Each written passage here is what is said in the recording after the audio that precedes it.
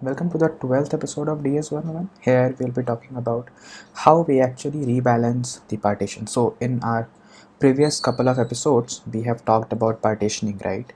So we have already talked about partitioning a lot in couple of our previous lectures. Now in this one, we will discuss about how do you rebalance the partitions. So before going into this, let's first understand what does this rebalancing term means.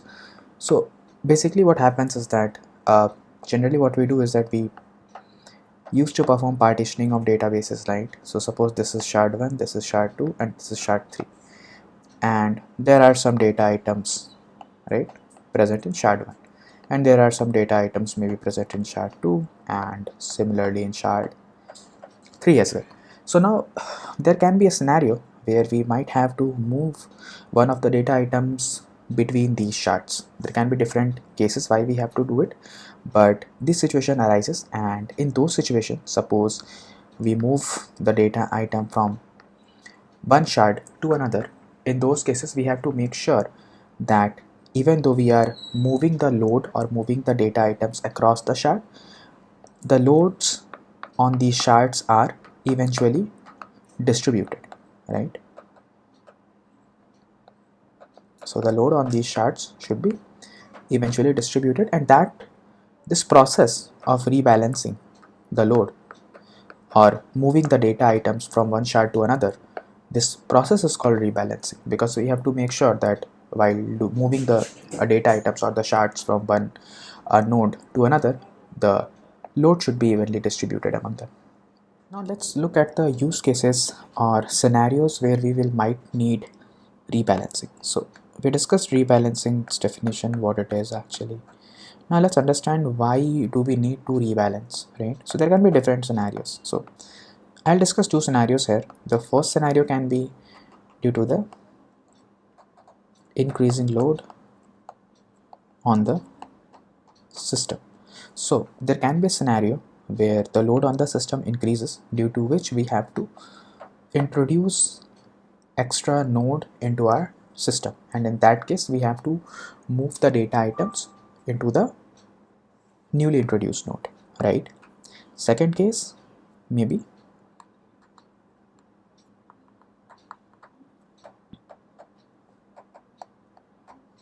so there can be a scenario where an existing node crashed, right?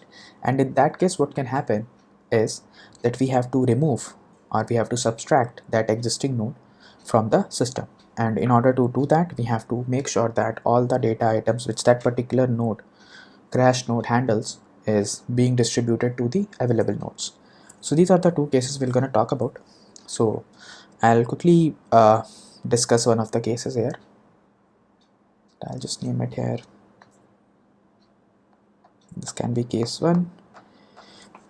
Yeah, so in this case 1 we'll talk about what if the existing nodes crashed, right?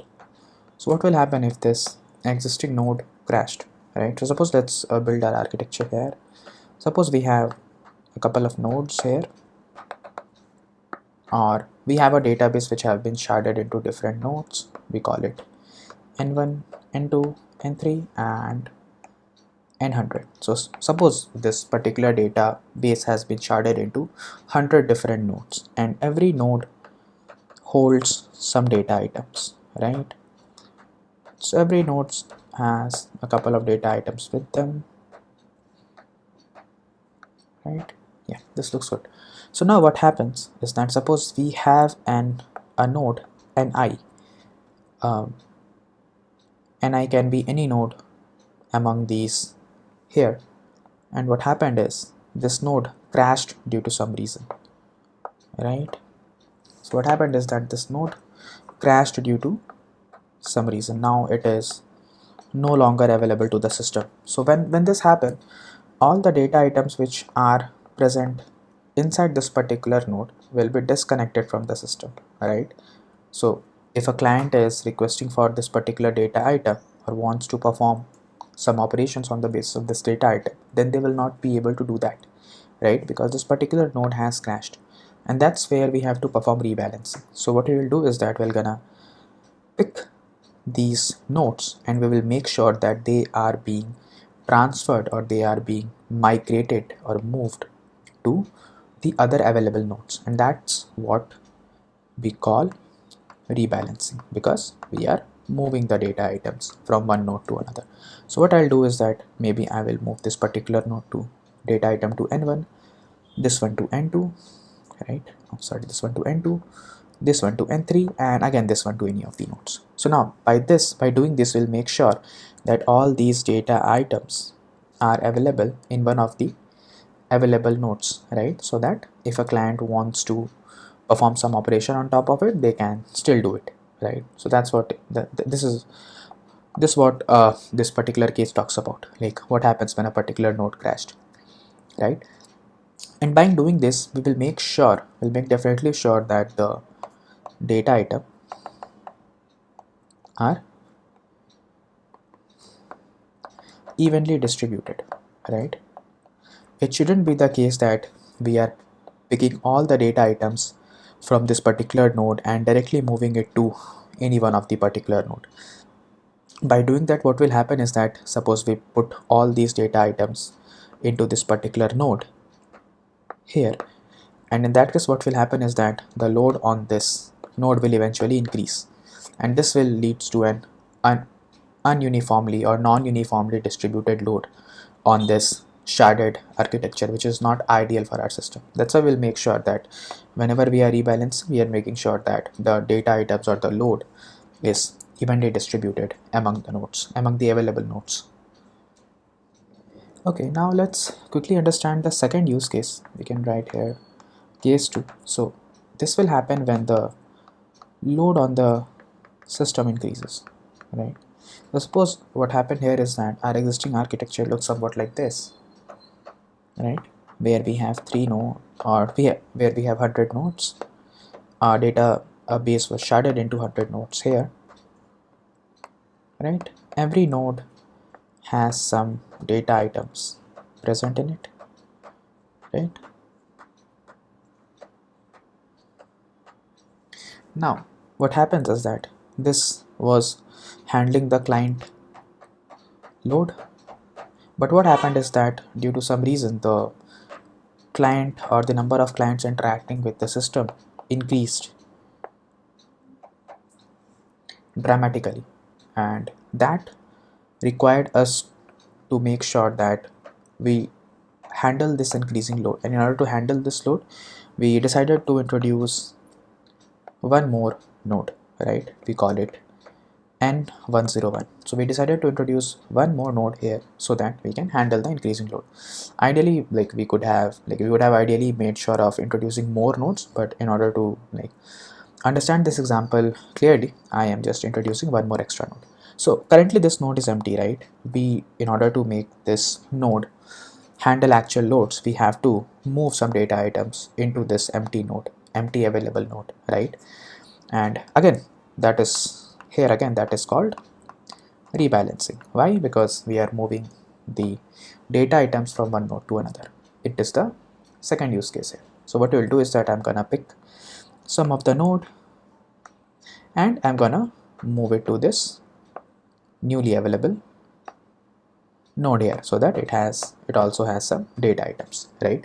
And now this will also be introduced into our system and will be able to perform or handle client requests, right? So that this is again another use case of rebalancing. Now here what we can do is that while moving the data items from existing nodes, we can actually check the hardware limitations, right, or the load status, right?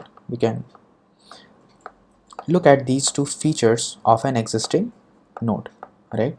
We can make sure that while selecting the data item, so basically when we are moving the data items from the node, we are actually giving it some room, right? Okay, we are giving it some breathing space. So in that case, in order to perform this rebalancing optimally, we can make sure that we move the data items from those nodes who have lower hardware limitations or higher load, right? So suppose if there is a particular node ni which is having a lot of load on it and its hardware capacity is also low, so it is a smart choice to move some data items from here to the newly available node, so that the load on this particular node is also decrease, and the newly available node can start accepting the requests which was earlier being directed to this node ni, this stressed node ni. So what we are doing, we are like taking the load from an already stressed node and making sure that we are distributing it among the another newly added available node, and that's what we are doing here, and that's what that is actually rebalancing process here. So we discussed the use cases and we discussed rebalancing, the definition of rebalancing and their use cases as well. Now what we'll do is that we'll discuss some requirements, right? So these are basically the requirement which needs to be fulfilled when we are performing rebalancing. So the first requirement would be that after after rebalancing, the load must be evenly shared among the nodes. So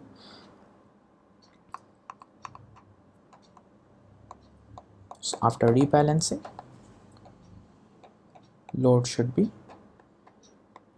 even among the nodes, and that's what we did in our use cases. We made sure that if although we are moving data items into a new shard, or we are moving the data items from a dead shard to the available shard, we made sure that we are distributing those data items evenly among the nodes, right? Or when we were moving the data item from the existing node, we made sure that we are targeting those nodes who have increasing load so that the load can be evenly distributed. So this is the first requirement. Second requirement is only those data items needs to be targeted, right?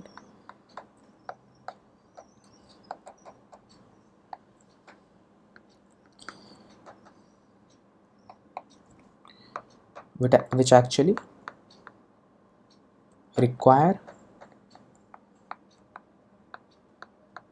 rebalancing. So this is our second requirement, like while rebalancing, only those data items which are required to be shifted across the nodes should be moved, right? So this is what we did in our first use case. When one of the node crashed, we made sure that only those data items that are present within that crashed node are moved to the other available nodes. We did not touch the other data items, and that's how we made sure that only the nodes which are required to be moved are actually being moved. We are not touching any other data items which are not required to be rebalanced, right? So this is the second requirement. And the third requirement is that the data items should be available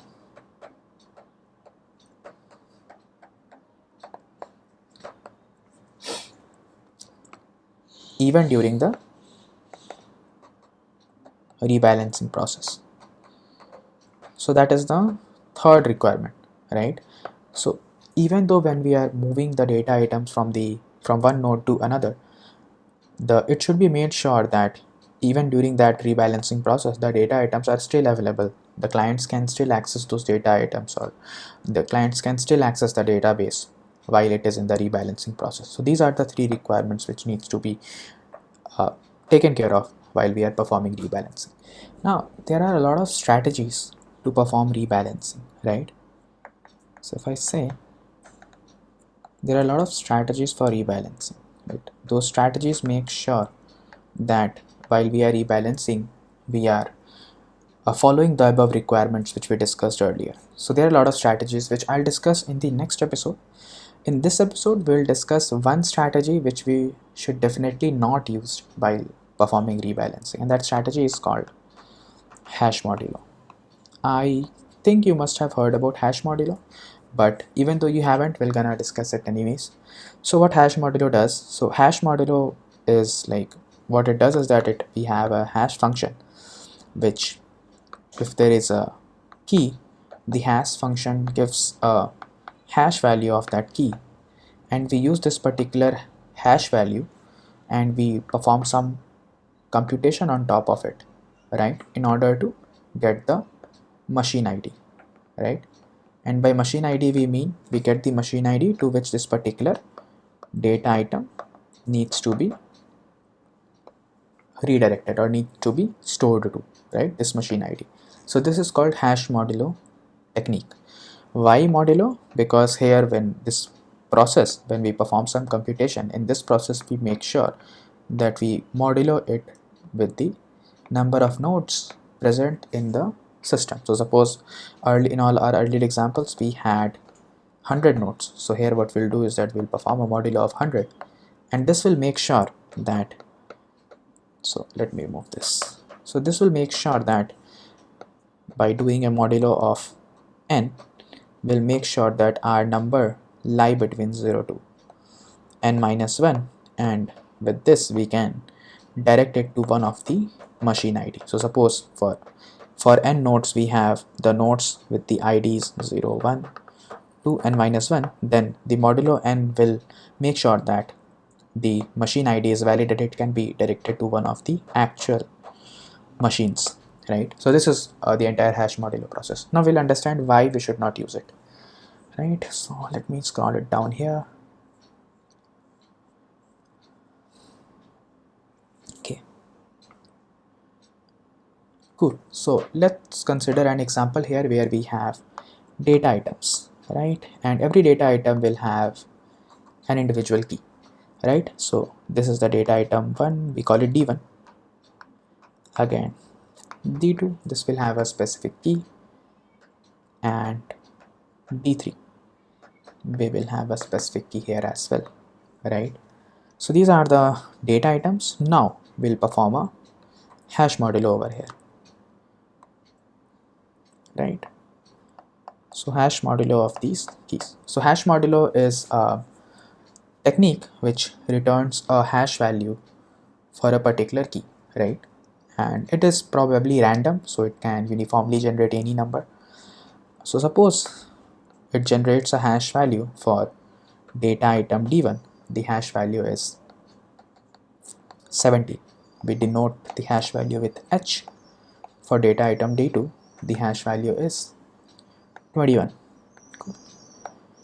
For data item D3, the hash value we have is 9. Now in our current architecture, let me draw the architecture here. We have nodes, right? So suppose we have in total 10 nodes with the indexes n0, n1, n2 to n9, right? So we have number of nodes is equal to 10 here, right? Now what will happen is that we also have to perform a modulo, right? So all of these will go here, right? And we'll make sure we perform the modulo of 10 because total number of nodes are 10. Now after performing the modulo, h9 will have the value of 9, right? Because the modulo of 9 with 10 will result 9, so we can safely direct it to n9. Again, the modulo of 21 with 10 will give us 1, so we can safely direct it to node 1. And again the modulo of 17 with 10 will give us 7, so we can move it to one of the node here, right? So suppose n7 was here, right? So we directed this to n7. So now you see how this particular process is functioning, right? So let's summarize what we saw here. Now summarizing our hash modulo operation, we can see that we had 3 keys which returned the hash value of 17, 21 and 9 respectively. If you'll see here, you can easily understand that. So 5, 11 and 8, and all of them returned the hash value of 17, 21 and 9 respectively, right? And that's what we have written here.